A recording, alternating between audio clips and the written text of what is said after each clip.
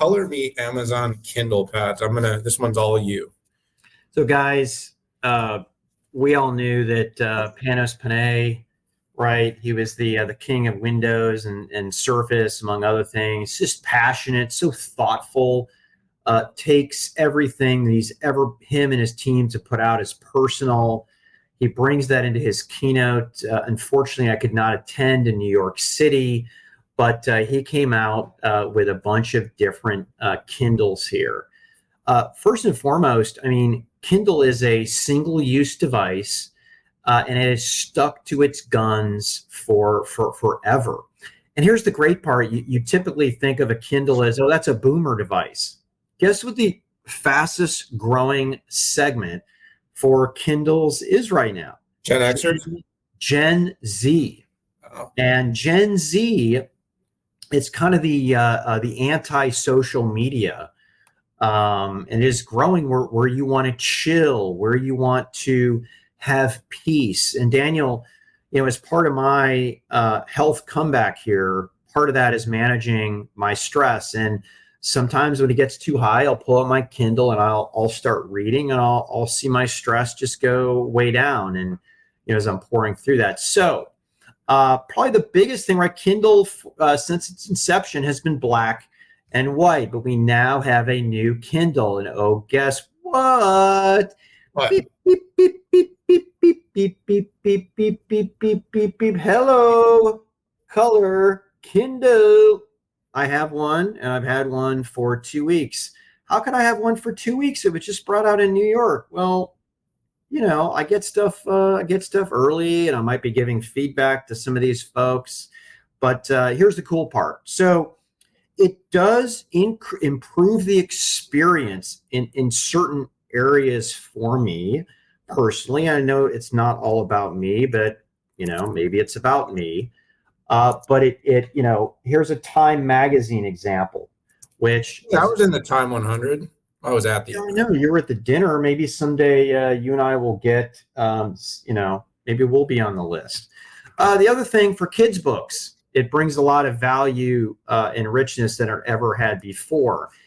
The freaking the page turns are so much faster and so much better. And I'm pretty sure this is because of a brand new MediaTek chip that they put in here. It's very noticeable. So it's $279. I know some people are like, wah, it's too expensive.